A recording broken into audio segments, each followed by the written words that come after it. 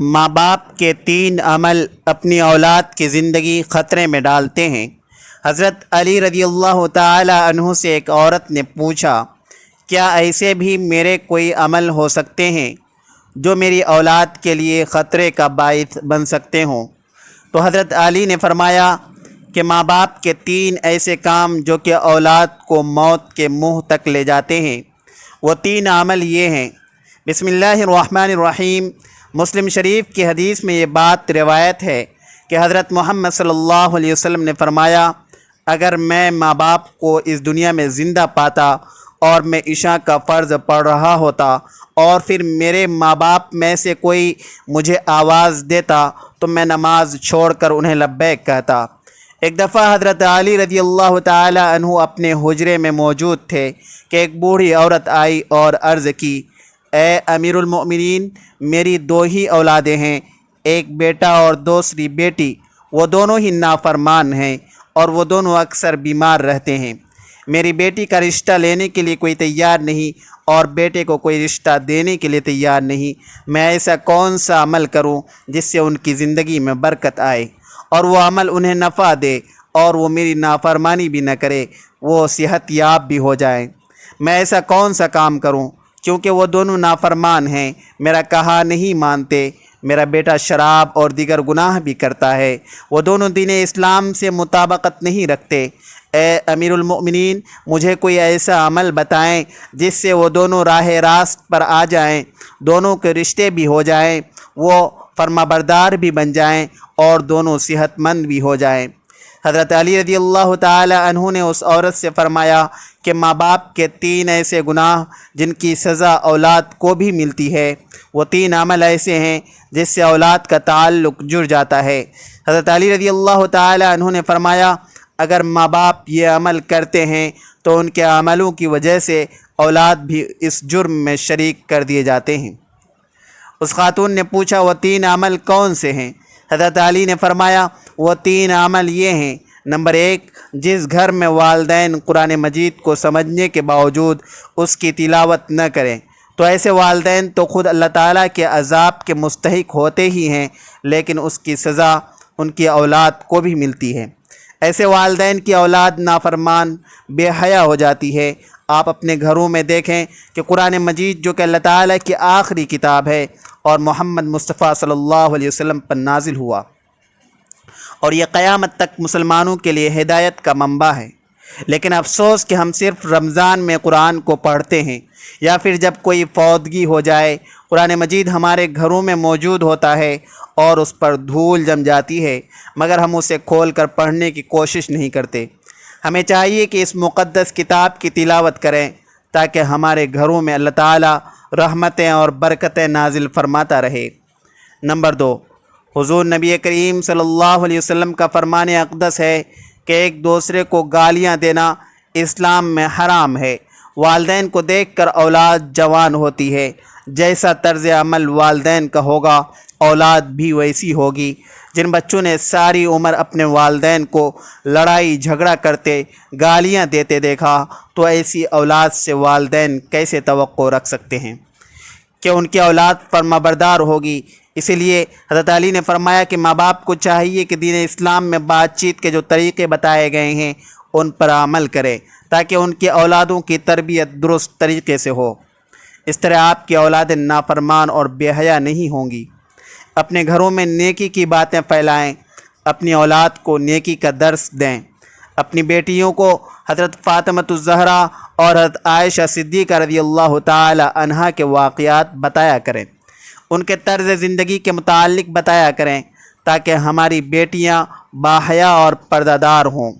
Number 3، حضرت علی رضی اللہ تعالی عنہ فرماتے ہیں کہ ماں باپ کی بے پردگی کی وجہ سے ان کی اولادوں پر بیماریوں کا حملہ ہوتا ہے۔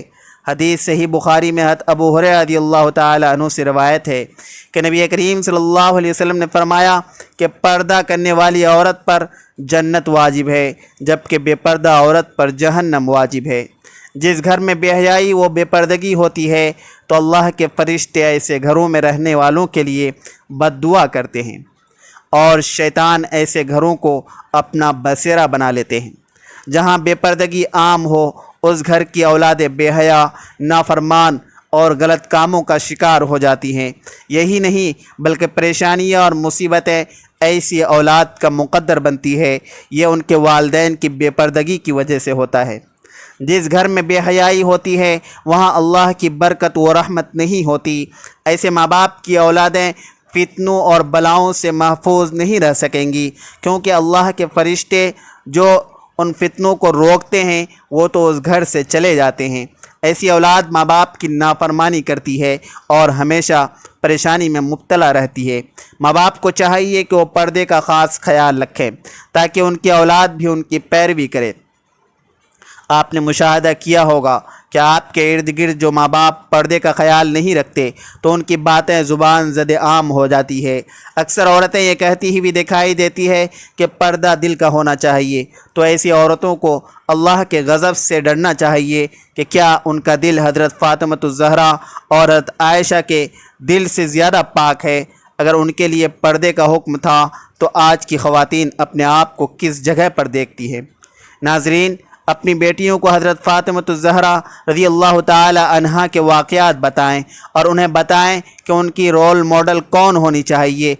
ایک بات اور یاد رکھیں کہ اگر تم کسی کی اولاد کو پریشانی میں ڈالو گے تو اللہ تعالیٰ وہی نظریہ تمہاری اولادوں پر مسلط فرما دیتے ہیں، کیونکہ جیسا کرو گے ویسا بھرو گے۔ جیسا تم دوسروں کی اولادوں کے متعلق سوچتے ہو، اللہ تعالیٰ وہی نظریہ دوسروں کے ذہن میں تمہاری اولادوں کے متعلق بنا دیتا ہے۔ جیسا تم کسی کی بیٹی کے بارے میں چاہتے ہو، اللہ تعالیٰ ویسا ہی تمہاری بیٹی کے ساتھ کرتا ہے۔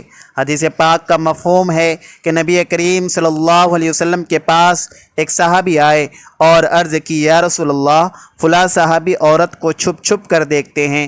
تو آپ صلی اللہ علیہ وسلم نے اس صحابی سے فرمایا، اس صحابی کو بلا کر لاؤ۔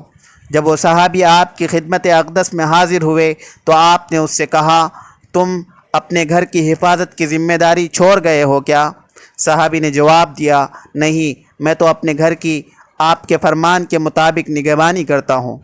آپ صلی اللہ علیہ وسلم نے فرمایا، جاؤ گھر جا کر دیکھو کہ آپ کا گھر محفوظ بھی ہے یا نہیں۔ وہ صحابی جب گھر گئے تو دیکھا کہ اس کے گھر کی ایک دیوار گر چکی ہے۔